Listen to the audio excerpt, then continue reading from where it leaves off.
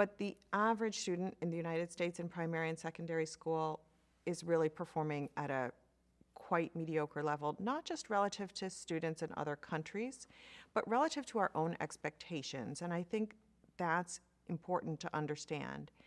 In the 1960s and the 1970s, US policymakers and educators tried to set out what they think students ought to know at different grade levels, and they created scales where students are often described as in a failing sort of level of achievement, a basic level of achievement, which is below where they ought to be, attaining proficiency for that grade, and then at an advanced level for that grade.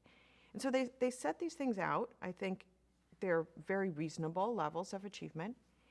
Really, the American public has not budged on any of those measures since we first started recording them in about 1970.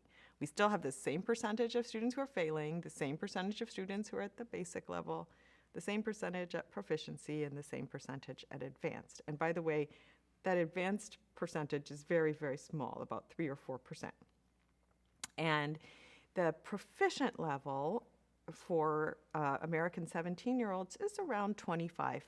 25% are either proficient or advanced.